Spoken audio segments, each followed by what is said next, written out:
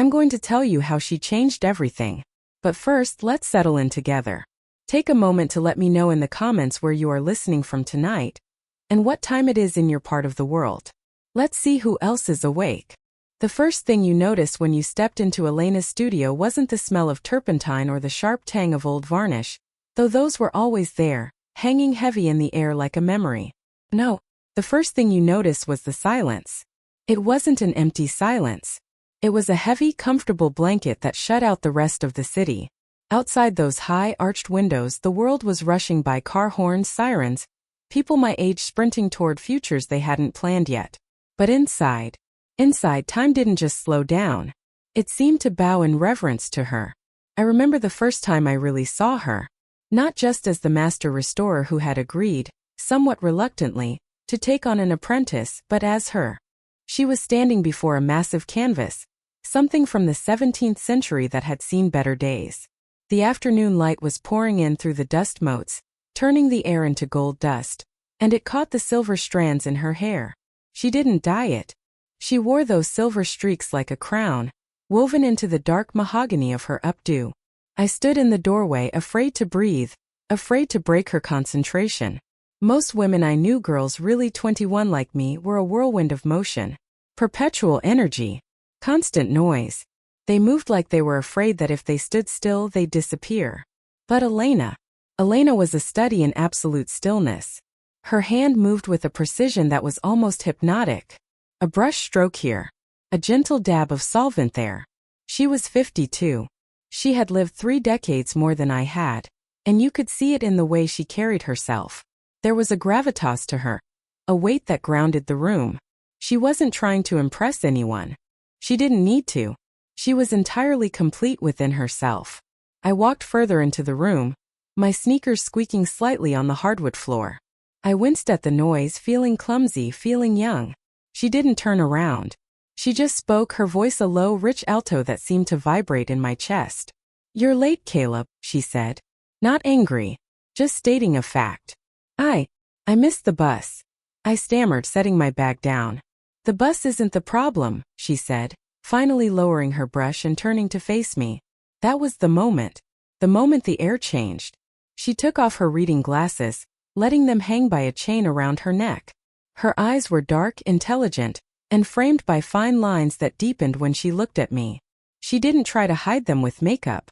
She wore her history on her face, and God, it was beautiful. "The problem," she continued, her gaze sweeping over my frantic energy, "is that you are rushing. You run to the bus. You run into the room. You run through your life." She walked toward me then. The sound of her heels on the floor was a measured rhythmic click. Click, click, click. She stopped 2 feet away, close enough for me to smell the scent of her, dried lavender and beeswax. "In here," she whispered, "we do not rush. Art takes patience. Restoration takes respect. You cannot fix what is broken if you are only looking at the clock." I swallowed hard, nodding.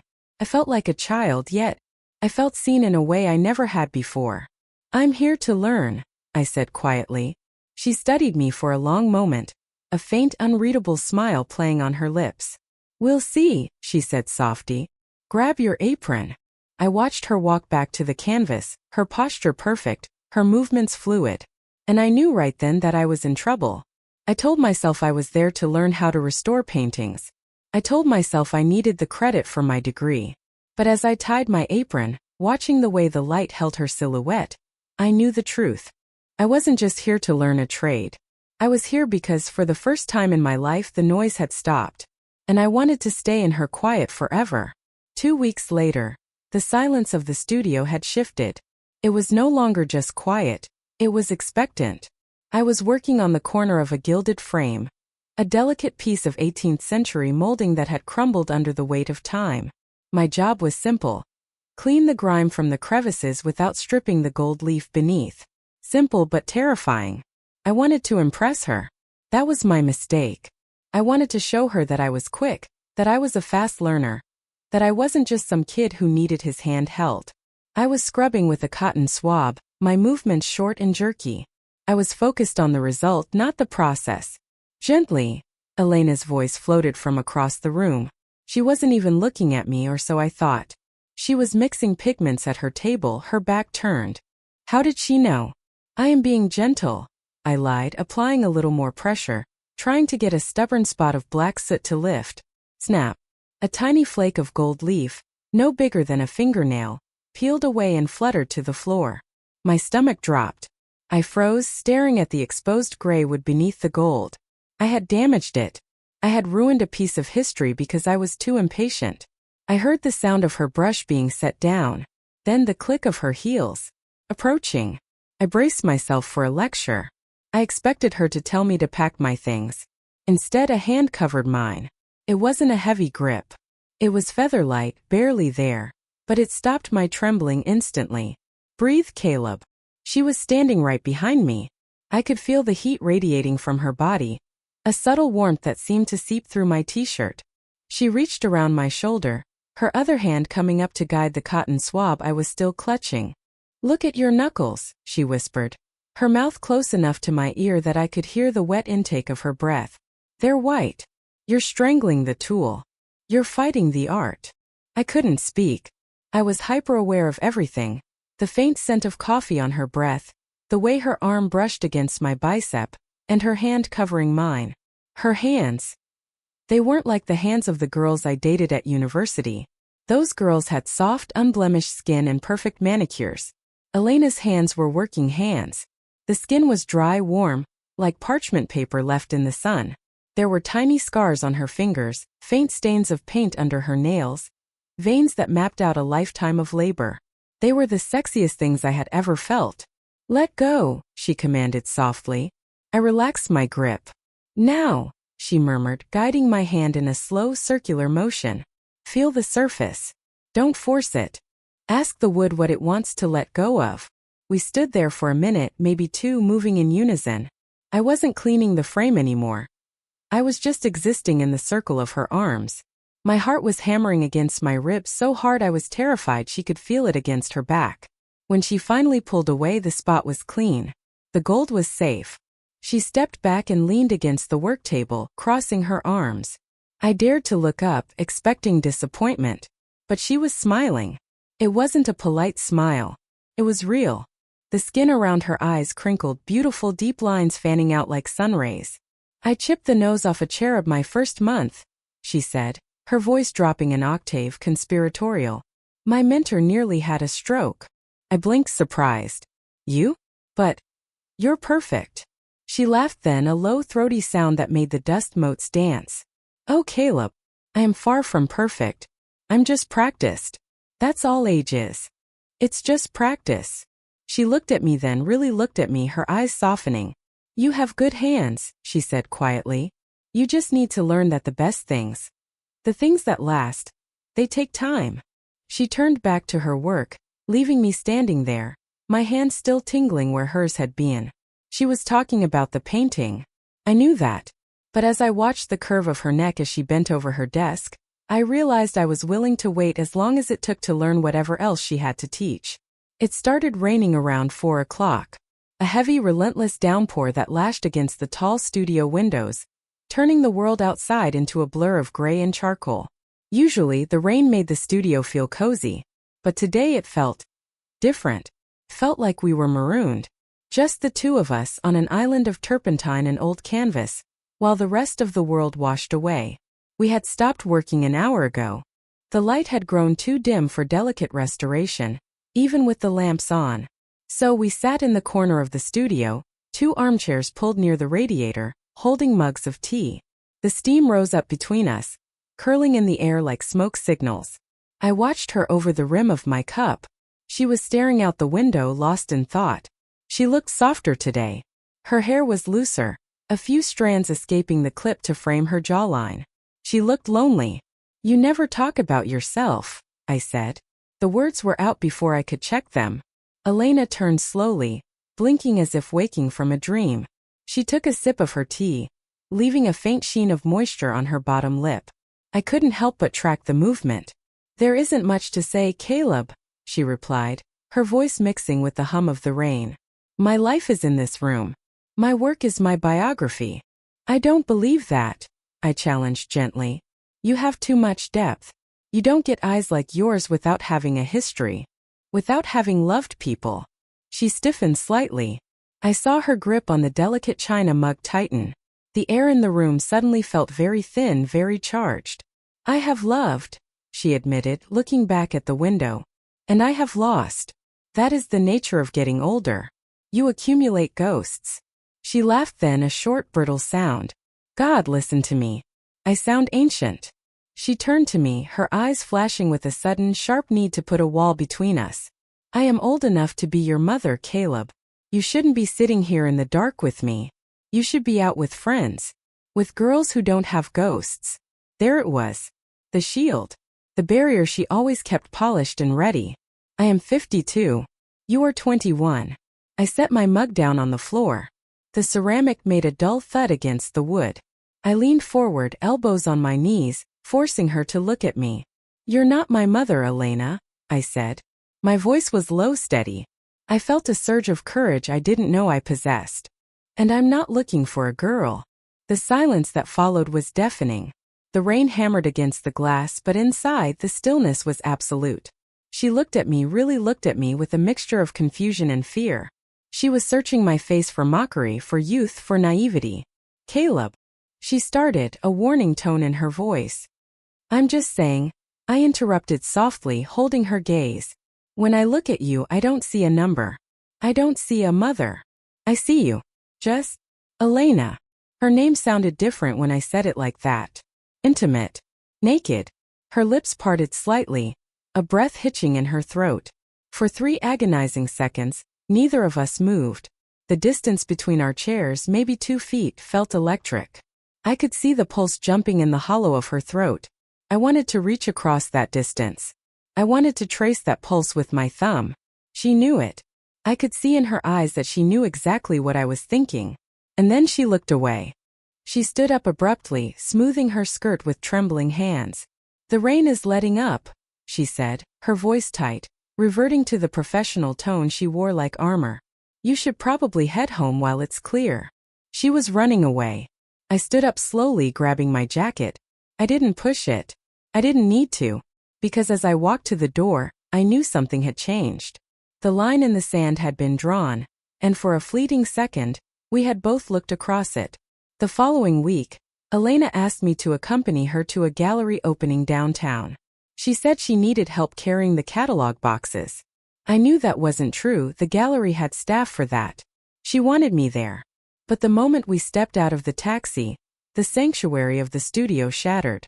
In our dusty room with the high windows we made sense. The silence protected us. But out here, under the harsh halogen lights of the gallery, surrounded by the chatter of the city's elite, we were suddenly exposed. She was wearing a black velvet dress that hugged her frame, leaving her shoulders bare. She looked breathtaking, regal. But I watched her posture change the second we walked through the glass doors. Her chin lifted too high. Her shoulders went rigid. She wasn't relaxing into the evening. She was bracing for impact. People looked. Of course they looked. I saw the glances slide over me, the 21-year-old in the thrifted suit, and then dart to her. I saw the mental math happening behind their eyes. Subtract 20 from 50. Carry the judgment. Elena. A man approached us. He was her age, silver-haired, expensive suit, holding a glass of champagne like a weapon. He had that polished, predatory look of an art dealer who knew the price of everything and the value of nothing. It's been ages, he said, kissing her on both cheeks. Then his eyes flicked to me. A slow, condescending up and down look. And who is this? I didn't know your nephew was in town. The air froze. It was a casual cruelty. A joke meant to remind her of her place. I felt Elena flinch. It was microscopic, a tiny tensing of her arm against her side, but to me it felt like an earthquake. She took a half step away from me, creating a deliberate physical distance. This is Caleb, she said, her voice brittle. He's just my apprentice. He's here to help with the load-in. Just my apprentice. The words stung. Not because they weren't true, but because of the way she said them. Like an apology. Like she was ashamed to be seen standing next to me. The man chuckled, losing interest in me entirely. Good help is hard to find. Come, Elena, drink with me. Leave the boy to the boxes. She hesitated. She looked at him, then back at me. Her eyes were wide, pleading with me to understand, pleading with me not to make a scene. She looked small. And that's when the anger hit me. Not at her, never at her, but at the world that made a woman like her feel like she had to apologize for existing. I didn't retreat to the boxes. I stepped forward. I closed that distance she had tried to create. I moved into her personal space, not aggressively, but with an absolute, undeniable familiarity.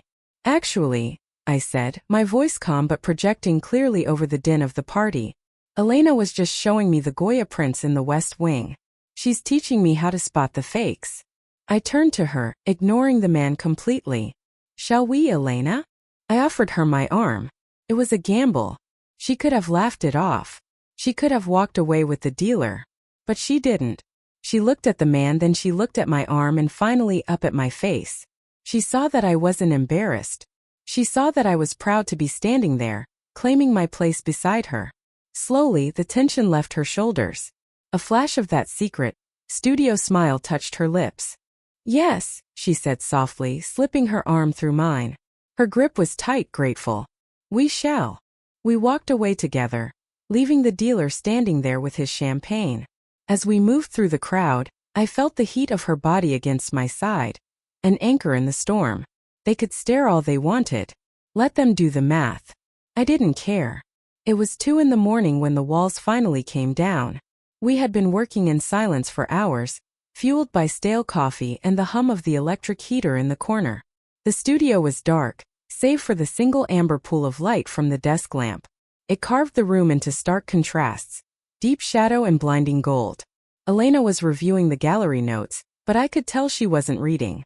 She had been staring at the same page for 20 minutes. Suddenly, she slammed the folder shut. The sound cracked through the room like a gunshot. Go home, Caleb. She didn't look at me. She took off her glasses and rubbed the bridge of her nose, a gesture of profound exhaustion. I'm almost done with the... I don't care about the work, she snapped. Her voice was sharp, uncharacteristically frayed. She turned to me then, and I saw that her eyes were shimmering. Not with tears exactly, but with a frantic, desperate brightness.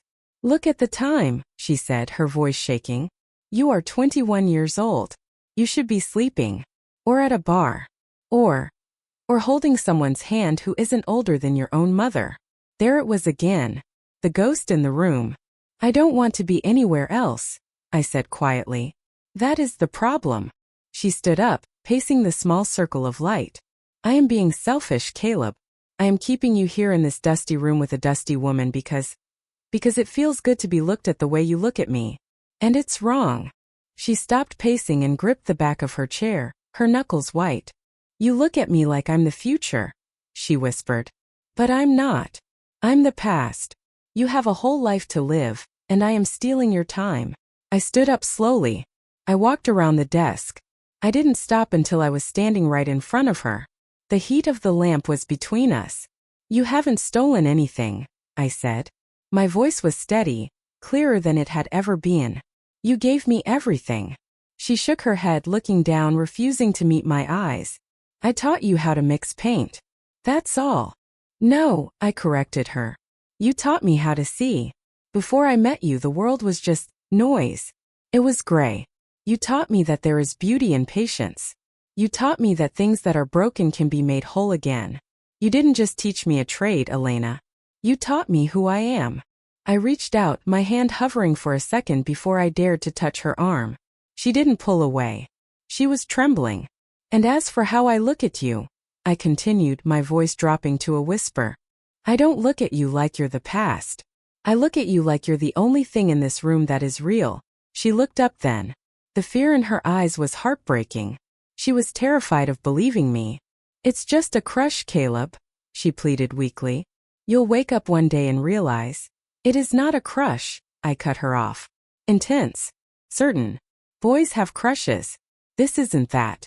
I don't want a girl who is figuring out who she is. I want the woman who already knows. I took a step closer. The space between us evaporated. I'm not leaving, Elena. Not tonight. Not because you tell me to. The silence returned, but the tension had snapped. It was no longer a wall keeping us apart. It was a gravity pulling us together. I saw her resolve crumble piece by piece, until all that was left was the woman beneath the teacher. She didn't back away. That was the first miracle. For months there had been a force field around her, a perimeter of professionalism and carefully constructed distance. But now, standing in the halo of the desk lamp, that field dissolved. I raised my hand. My own pulse was thrumming in my fingertips, a erratic, nervous rhythm. I moved slowly, giving her every chance to stop me, every chance to turn her head and end this. She didn't move. She just watched me, her dark eyes wide and searching, waiting to see if I was brave enough to cross the last inch. My fingers brushed her jawline. Her skin was incredibly soft. You expect age to feel rough, but it wasn't.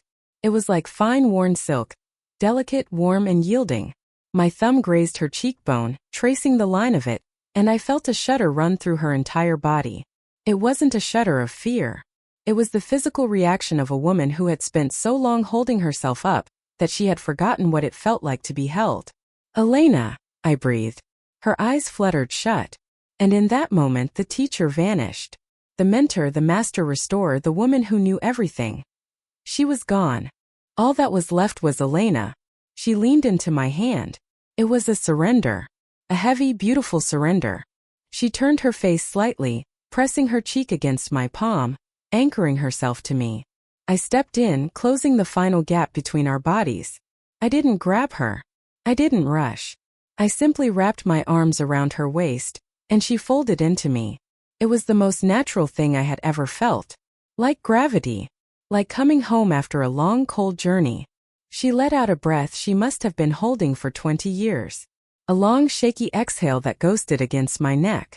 Her arms came up, sliding around my shoulders, her fingers tangling into the hair at the nape of my neck.